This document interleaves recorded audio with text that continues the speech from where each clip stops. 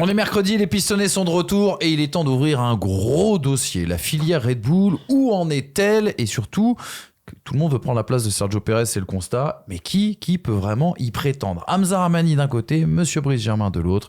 Les gars, toujours ravi de passer mon temps avec vous et ces semaines de Formule 1 sont toujours aussi belles quand vous êtes là. Voilà, petite déclaration d'amour pour commencer, c'est beau quand même. Oui, et puis la Formule 1 a eu un regain d'intérêt. C'est vrai. Avec la victoire de Carlos Sainz. Donc, toujours important d'apprécier. Tiens, t'as beaucoup parlé de la victoire de Carlos Sainz. Mais avec Hamza, on se posait une question avant le début de cette émission. Où en est-on du projet du kart à la F1? Ah, merde. La douleur. C'est pas vrai. Que s'est-il passé? Ils en prenaient 5 sur les 36 et... T'as fini 6e 7. Oh. Pour quelques millièmes, malheureusement. Ah ouais? Combien? T'as le chiffre? 29. Ok.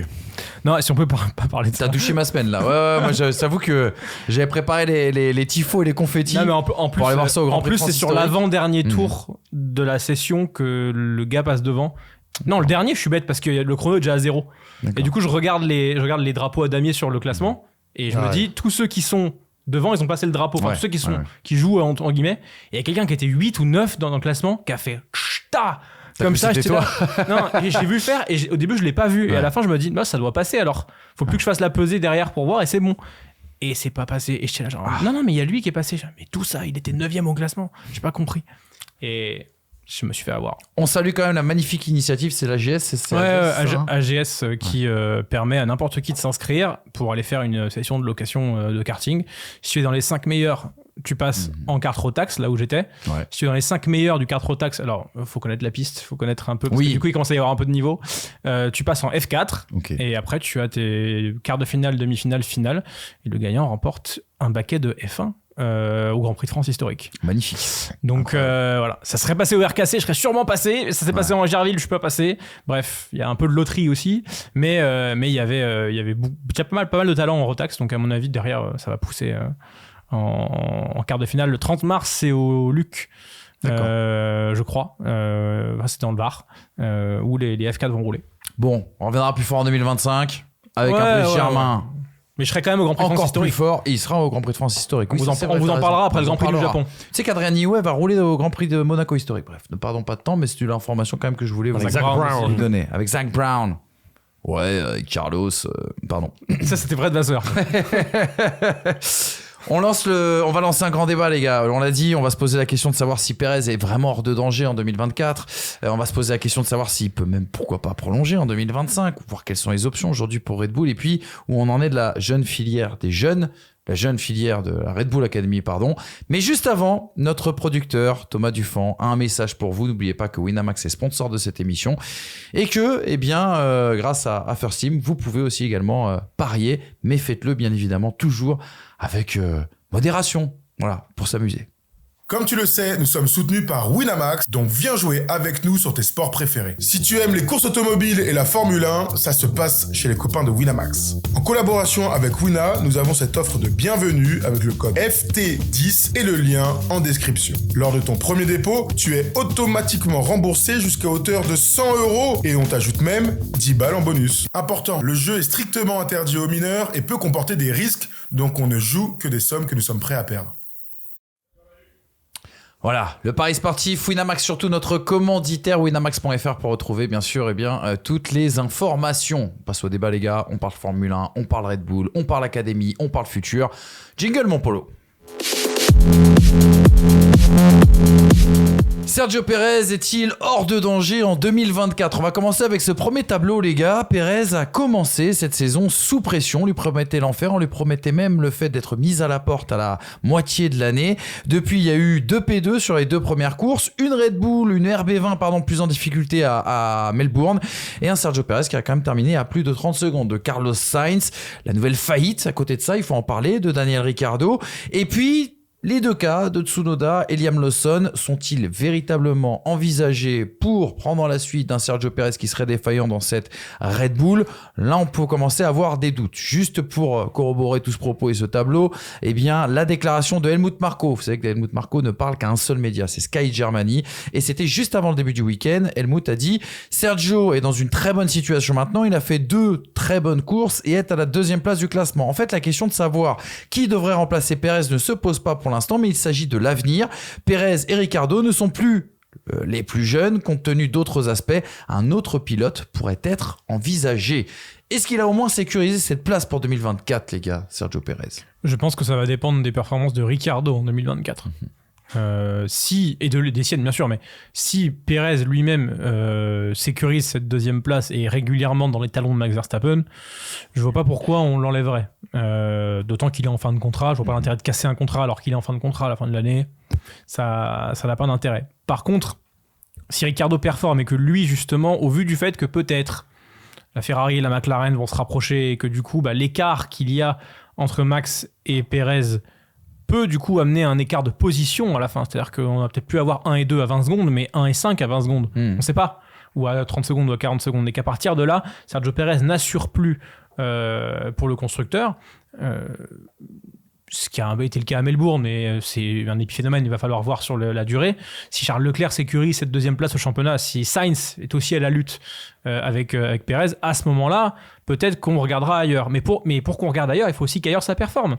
Pour le moment, c'est pas le cas. Donc je vois pas pourquoi, à l'heure actuelle, on pourrait penser que Sergio Perez est danger à minima pour 2024. Par contre, pour 2025, quand t'as un Carlos Sainz qui a pas de baquet, quand t'as un Alonso qui est sous-performant, pas lui, mais sa monoplace, et que t'as un jeu de chaise musicale qui se provoque, en sachant que ta filière aujourd'hui, elle donne Yuki Tsunoda qui est bien en sens début de saison, mais est-ce qu'il assure de quoi être 2e pilote chez Red Bull? Je sais pas. Et que derrière, il y a Lawson qui a 4 Grands Prix en F1 et Isaac Hadjar qui n'a pas de Grand Prix en F1, est-ce que la marche n'est pas trop grosse d'un coup?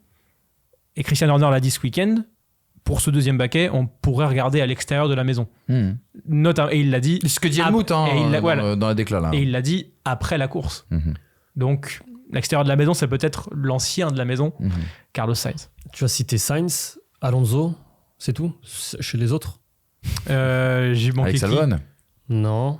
J'ai manqué qui? Nico Hülkenberg. Alors, là, t'es tout seul. Pas du tout. Là, t'es tout seul. Non, oui, je rejoins ce que tu disais. Mais c'est déjà ce qu'on disait la saison dernière, en fait. C'est que on parlait, il y en a beaucoup qui voyaient Checo Pérez en difficulté au point d'être limogé après 5 courses, après 10 courses à la mi-saison. C'était pas que des rumeurs quand même, hein. Oui, mais encore une fois... Le choix a surpris quand ils l'ont prolongé. Il y a quand même une... Oui, mais... Est-ce un choix logique ou un choix par défaut? C'est peut-être un choix par défaut. Mais il y a tellement de pilotes en fin de contrat cette année, contrairement à l'année dernière, que là, pour le coup, ça ouvre vraiment des opportunités à Red Bull qu'ils n'avaient pas en fin de saison dernière. En fait, la vraie question aujourd'hui qu'on doit se poser, et c'est ce que tu évoquais à la fin de ton propos, est-ce que Red Bull doit se tourner ou se tournera vers son académie ou vers l'extérieur pour remplir ce 2e baquet si Max, ce qui est un énorme si, mais bon, on va rester dans un monde pour l'instant qui nous semble réel et réaliste. Max, on part du principe que Max reste en 2025.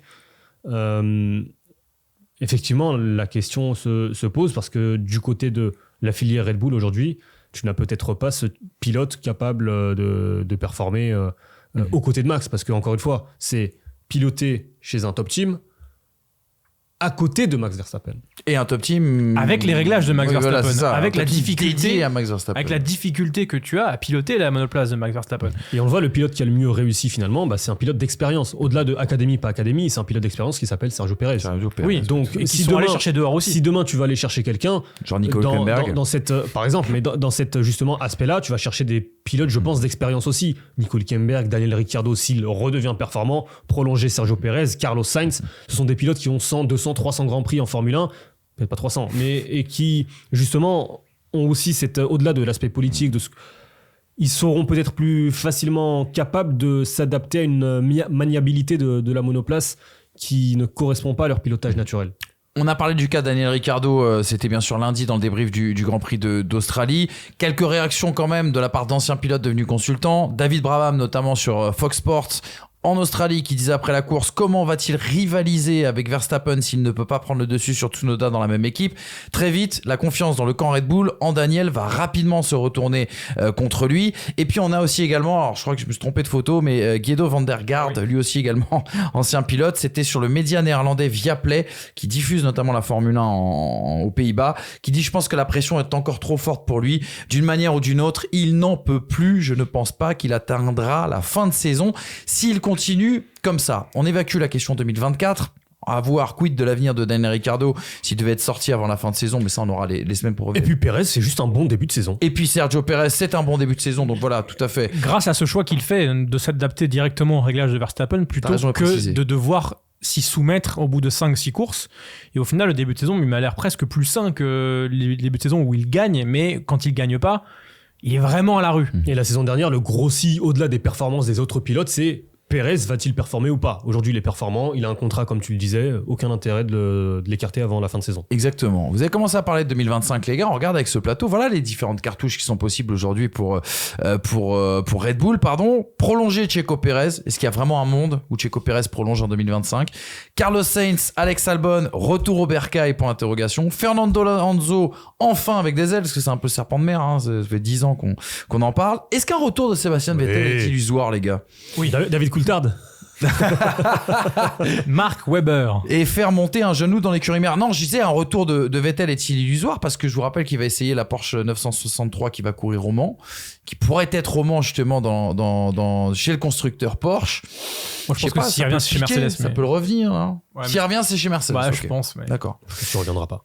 C'est quoi la solution, toutes celles qu'on a essayé d'établir dans ce deuxième baquet aux côtés de Max Verstappen? Qu'est-ce qui vous paraît le plus plausible? Alors, on est très tôt oui. dans l'année, on est fin mars, mais... Sincèrement, aujourd'hui, je pense... Ça va choquer parce qu'on ne l'aurait pas dit il y a 6 mois. C'est Pérez, mais au vu de ce début de saison, moi, je vois pas pourquoi tu changes ton pilote, en fait. D'accord. Ouais, mais est-ce que...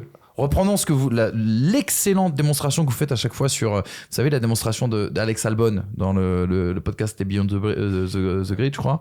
Je sais plus. Qui expliquait l'évolution. On n'est pas dupe. Il va y avoir une évolution. D'ailleurs, dès le Japon, normalement, il y a une nouvelle Red Bull qui va arriver. À voir si elle conviendra aussi à Sergio Pérez. On ne sait pas à quel point Sergio Pérez, cette saison, va être tributaire de ces évolutions. Là, on n'est qu'à 3 Grands Prix, donc on parle à date. Oui. Mais en fait, je suis pas sûr que Red Bull prenne sa décision autrement que...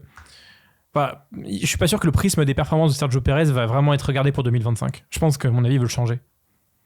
Il y a trop de liberté sur le marché à l'heure actuelle pour 2025 pour ne pas aujourd'hui te positionner pour tenter d'avoir un line-up qui est meilleur même si celui-ci te convient. Il y a trop de liberté, mais est-ce que dans ces nombreux pilotes disponibles ou potentiellement disponibles, tu vas trouver celui qui s'adaptera à la manière de fonctionner de Red Bull? Justement, qui aujourd'hui peut potentiellement remplir cette case chez Red Bull? Mais Sainz, il l'aurait écarté très rapidement. Ils avaient même dit... C'était pas le même, hein, l'époque. J'ai exhumé un truc une citation de Helmut Marko. Alors, je l'ai pas mis dans le barco. Helmut Marko dit en 2020, on est très très très heureux d'avoir promu Max Verstappen plutôt que Carlos Sainz qui pour nous est bien en dessous. Et puis là où tu marques un point, c'est que Carlos Sainz depuis, il a connu Renault, il a connu McLaren, il a connu Ferrari. L'adaptabilité des manières de travail différentes. Peut-être qu'aujourd'hui, il est aussi capable plus facilement de s'adapter. On rappelle qu'ils ont déjà été coéquipiers, les deux chez Toro Rosso. C'était pas forcément très très bien passé. Peut-être effectivement qu'aujourd'hui c'est un pilote. Enfin, si tu pars du principe que Pérez sera écarté à la fin de la saison, enfin ne sera pas prolongé à la fin de la saison, je pense que le candidat naturel, indépendamment de ses prestations du début de saison qui sont de très très bonne facture, quoi qu'il arrive, mais aurait été Carlos Sainz à partir du moment où Ricciardo est en difficulté. Maintenant, le candidat naturel hors Ricciardo, c'est ça. Voilà, mais à partir du moment où Ricciardo s'élimine par des prestations, on part du principe que pareil, il connaît une saison difficile. Encore une fois, on n'est qu'au 3e Grand Prix. Mais Pérez dehors, Ricciardo pas considéré, le candidat naturel aujourd'hui c'est Carlos Sainz. Maintenant, c'est le seul qui mérite un des 6 top baquets. et qu'il n'en a pas. Toujours dans l'éventualité de l'associer à Verstappen. Là aussi, ça fait beaucoup de si. Mais si Verstappen part demain, c'est une dynamique totalement différente. Alonso Sainz chez Red Bull. Ça, t'as raison. Toto Wolff l'a redit encore ce week-end. Il a dit je veux laisser du temps à Max Verstappen pour prendre sa décision. Bon, bref, est-ce qu'il y a des discussions en coulisses entre Mercedes et le clan Verstappen? Ça, on attendra bien sûr de voir. Mais c'est vrai que t'as raison. C'est peut-être 2 pilotes chez Racing Bull à changer, 2 pilotes chez Red Bull. Dans le pire des cas, bien sûr. Vous avez parlé de Carlos Sainz, les gars. Est-ce que Max Verstappen, il n'aurait pas son mot à dire aussi également dans cette histoire? Max Verstappen qui nous a expliqué à Abu Dhabi 2023 que l'un de ses objectifs, c'était de concourir aux 24 heures du Mans avec Fernando Alonso. Non. Je vois où tu veux venir. Moi, je non, oui, non, mais crois pas une moi, je tirais par les cheveux. Par ce biais-là, oui. Après, je pense qu'on le consulte. Ouais. Je pense qu'on le consulte. Est-ce qu'il veut pas un peu plus de concurrence à côté de lui? Je sais pas. Je suis pas sûr. Quand tu le vois bête affamé là en sortant de son abandon en Australie et qui dit c'est bien, ça se resserre, ça m'excite, etc. La concurrence, il peut se la construire lui-même. Alors c'est totalement naïf ce que je veux dire, mais en ne demandant pas une voiture que le coéquipier ne peut pas piloter. C'est plus facile que de dire ramenez-moi un Cador, parce que tout Fernando Alonso qu'il est, moi j'ai aucune garantie que si demain la voiture elle est faite pour Max, qu'Alonso parvient à la piloter au niveau de Max. Mais tu imagines Verstappen et n'importe quel pilote dire faites une voiture plus pour les 2 pilotes, on en a besoin, alors que concrètement ils poutrent tout avec. C'est ce que je viens de te dire. C'est un côté naïf, c'est un côté. Et c'est pour ça. Est-ce qu'il y a vraiment un coéquipier idéal pour Verstappen dans le sens où son style de pilotage aujourd'hui convient à peu de monde. Ouais.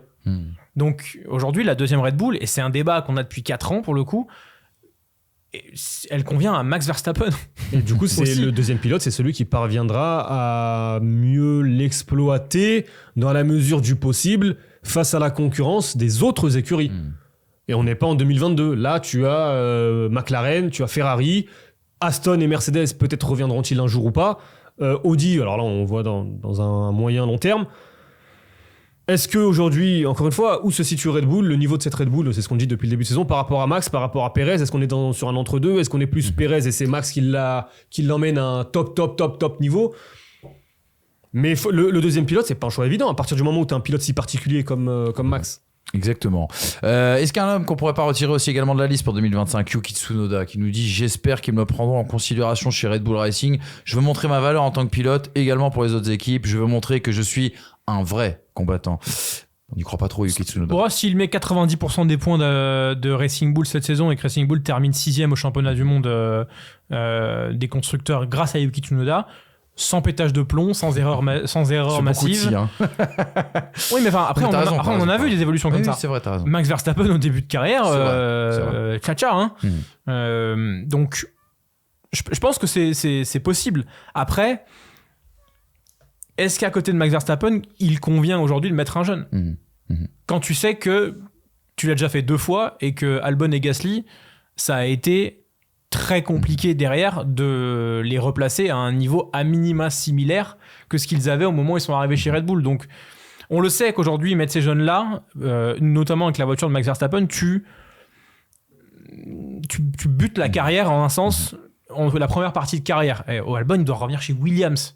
Gasly, il a de la chance qu'il soit conservé, entre guillemets, et qui performe juste derrière comme il l'a fait. Mais Kiat, ça a été ciao. Donc, il a dû rebondir derrière chez Alpine. C'était gratuit. Mais tout ça pour dire que la plus grosse stabilité qu'a Red Bull depuis l'ère Vettel et Weber, c'est Verstappen-Perez.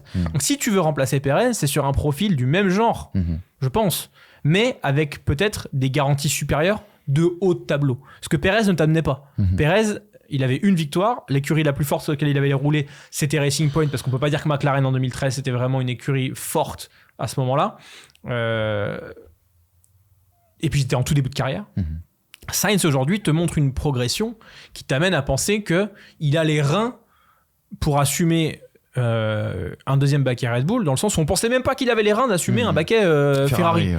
Et qu'aujourd'hui il même McLaren avant, il fait plus que l'assumer, au point de faire peur à tous les observateurs sur le côté, est-ce que Leclerc est tant un diamant que ça? La question s'est posée à cause des performances de Sainz, je veux dire. Christian Horner est plutôt d'accord avec toi, ce qu'il a dit à The Race justement après le Grand Prix d'Australie. Il s'est exprimé, il a dit c'est un pilote sans contrat très rapide en parlant de Carlos Sainz qui a gagné la course aujourd'hui. Le marché est donc raisonnablement en mouvement. Nous voulons aligner le meilleur duo possible et parfois il faut regarder à l'extérieur de notre équipe. Donc c'est-à-dire. C'est pas un appel du pied ça, Ouais, je complètement. vois pas ce que ça peut être. Il y a un pilote que t'as pas cité.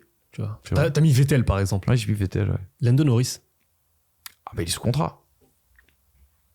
Il est Est-ce sous que contrat à long Lando terme. Norris peut aller dans une écurie? Et puis il a refusé Non, mais je dis Mercedes entre ça, guillemets. Deuxième je dis ça. pilote. Non mais je dis ça parce il y a eu une déclaration en début de saison où il voulait pas piloter en gros avec Max. Bah oui, je Et on comprends. rappelle qu'il y avait des bruits l'année Et puis dernière. il a un projet quand même McLaren qui semble de complètement. plus en plus solide. Et qui est autour de lui. Quid des jeunes loups, les gars? Posons-nous vite fait et rapidement la question quand même autour de 4 cas. Pas forcément pour le cas Red Bull, hein. On peut aussi étendre à Racing Bull parce que là encore il y aura sans doute des places à prendre l'année prochaine. Adjar, un titre en F2, est-ce que c'est nécessairement significatif d'une place en Formule 1? Lawson, est-ce qu'il a un boulevard après la saison 2023 qui s'est offert? Est-ce que Iwasa est complètement en jeu? Est-ce que Pepe Marty vous semble assez consistant pour pouvoir prétendre à une place en Formule 1? Alors regardons les 4 cas. Ouais. Isaac, un titre en F2, pour moi, c'est une place. Clairement. C'est le genre d'Helmut Marko. Helmut Marko est capable de faire même de dire à Isaac Adjar, tu auras ta place. On serait pas étonné de ça en tout cas. avec tel salaire, tel machin, si tu as le titre en F2. Donc ça, quitte à faire de la place plus haut pour garder les gens qui Bien pensent sûr. mériter. Perez peut sauter chez Red Bull pour faire monter un Tsunoda performant chez Racing Bull pour faire la place à Adjar. C'est totalement le genre de Marco de pouvoir faire ça. Donc Isaac, il a entre guillemets, je pense, son destin entre ses mains. S'il est encore là. Marco. Oui, t'as raison. C'est vrai Là qu'il y a, aussi, c'est vrai t'as qu'il y a raison, cette, t'as raison, c'est vrai qu'il y a t'as raison. cet inconnu-là. Lawson, pour moi, c'est à l'heure actuelle le 5e pilote de tout le clan Red Bull. Et qu'à partir du moment où l'un est défaillant, c'est lui qui prendra la place. Ou à minima, dans le jeu de chaise musicale, il prendra la 4e place qui sera libérée par le fait de sauter un des pilotes présents. Je pense que le plus à risque à l'heure actuelle est Ricciardo, mais on en reparlera. Iwasa, sans un titre en Super Formula, je vois pas comment. Et le 4e, c'est qui? Pepe Marty. Pepe Marty, première saison, Ouais, rookie. doucement. Hmm. Comme Isaac l'année dernière. Peu importe s'il fait des bonnes performances, doucement. Mhm. Je pense qu'il y a la priorité sur Lawson et Adjar dans les nouveaux. Et la priorité sur l'œil à ce que fait Ricciardo. Et l'œil à ce que fait Perez pour changer ces deux baquets-là, les intervertir ou les supprimer avec le temps. Voilà. Je souscris à tout ce que tu as dit. D'accord, on est entièrement d'accord. Isaac, c'est un peu le chouchou d'Helmut en plus. On peut le dire. Ah bah, Ils ont des bonnes oui, relations. après, quoi ça, qu'il arrive, ça, on le ça sait. aide, Oui. hein. Ça, c'est Voilà. confirmé. il va falloir se montrer performant en F2. Pour l'instant, il l'est sur ses 3 premières courses. On va attendre Imola pour le prochain Grand Prix dans 1 mois et demi, mais ça, je pense que la condition sine qua non, c'est performant en F2. N'oublions pas que Tsunoda est soutenu par Honda. Ouais. Honda n'est plus là en 2026. Tout à fait. Ça peut aussi jouer dans la balance, même si, bien sûr, les performances seront supérieures à cette balance-là. Mais les performances à l'heure actuelle sont soutenues par le soutien Honda. S'il n'y a plus le soutien Honda, est-ce que les performances sont suffisantes en l'état? Ça, je ne sais pas. Exactement. On attendra de voir. Vous l'avez très bien dit aussi. Quel sera l'avenir d'Helmut Marko, de Christian Horner, parce que c'est des questions aussi qui devraient compter. Mais vous le voyez, il est pas mal ce réservoir quand même. Adjar, Lawson, Pepe Marty. C'est en train de se... C'est pas mal quand c'est même. en train Par de rapport au creux de génération qu'on régénérer, avait ouais. pu connaître il y a quelques années. Il y a 5 ans de creux, là, Exactement. ça revient fort quand même chez Red Bull. Exactement. Voilà en tout cas les amis pour ce petit débat, on se posait un petit peu la question de savoir où en était la filière Red Bull. Est-ce qu'ils allaient être obligés d'aller piocher justement à l'extérieur? On a essayé d'apporter le plus de réponses possible. Avant de se quitter quand même, on a eu l'occasion d'en rencontrer un ancien de la maison Red Bull, ça n'a pas duré très très longtemps, Nyck De Vries, qui a répondu à nos questions, on l'a rencontré à Losail lors de la première manche du WEC qui se tenait bien sûr au Qatar. Nyck De Vries avec les pistonnets, c'est tout de suite l'interview de fin de ce mag. Nick, we are so happy to see you back in the sports car. What's your mindset for this beginning of this season? Well, first of all, I'm very happy to be back back with the team, back in WEC. Of course, we never really got the opportunity to race together, but I've been with the team since 2020, and it's great to kind of start racing together at probably the peak of endurance and WEC racing with so many manufacturers and teams joining at the same time. So we're all really excited for this era, and we're aware of the competition and the, I would say, increased competition and challenge we will face. But we're looking forward to it. 1 year after your beginning in Formula One, what's your opinion about this experience? I mean, I think many, like many young drivers, shared the dream to become a Formula One driver. So did I.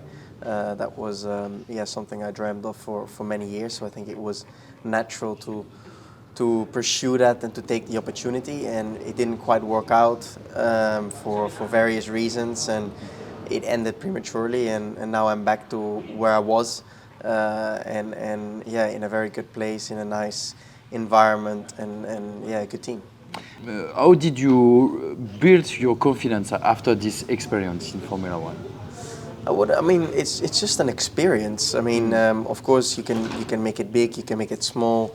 It didn't work out. I was privileged to already have, let's say, good racing programs in Formula E and WEC before Formula One. So I was enjoying myself there. I was able to do good things, and now I'm back where I enjoyed success, and I hope to continue that forward. You won in every category you drove. You are back in the game with the world champion team. What's the main objective for this season? Naturally, of course, our objective is to carry forward the success the team has had in the past decade. They've obviously accomplished a lot in WEC and Le Mans, but we are aware that the challenge is greater than ever before. There's much more competition, but that's the goal. What it means for you to drive for Toyota? They've been the leaders in this world and in this championship. It's a very good team with good people, good drivers that all collectively already accomplished a lot. So it's a real privilege and honor to be part of this team. The culture is different in Toyota between that before. There is ex-driver who take part of the board. This is a good driver management for you, to your opinion, to be on Toyota? I think every company and every team has a slightly different culture, and every organization operates slightly differently. I think that's the beauty of racing, but also just how organizations work in general. And I definitely feel very comfortable and welcome here. Max Verstappen said that he will now stay longer in Formula One. He wants to try endurance. Do you believe it? Yes. Yes. And what could be the first advice you could give to him for a better adaptation to endurance? Well, Max and I know each other very well, but Max doesn't need any advice. I think Max is very special, and he will succeed in whatever he does. Thank you very much, Nick, and you're welcome. Have a nice season. You're welcome. Thank you. Have a nice day. Have a nice day. Thank you. Voilà pour Nyck de Vries. Alors, les performances de la Toyota, elles ont été très très décevantes sur cette première manche du WEC du côté du Qatar. On verra ce qui attend Nyck de Vries, notamment pour la prochaine manche qui se tiendra à Imola à la fin du mois d'avril. Et on sera là bien sûr pour vous raconter à peu près tout ça. Mais l'écurie championne du monde, un petit peu tensée notamment par la BOP dans ce début de saison. Voilà en tout cas pour cette nouvelle vidéo, cette nouvelle émission. Merci Hamza, merci Brice. Avec plaisir. Avec nous. Et puis j'ai déjà hâte de vous retrouver. Prochaine étape, ce sera le Japon. Là encore, il faudra qu'on se lève tôt, mais ce sera avec plaisir. Et pour voir une nouvelle Red Bull, qui aura les mêmes couleurs, mais le dessin sera peut-être un petit peu différent cette fois-ci. Ça, on touche du bois. Bonne journée les amis, prenez soin de vous et à très vite. Restez connectés bien sûr sur les pistonnets. À très vite, salut.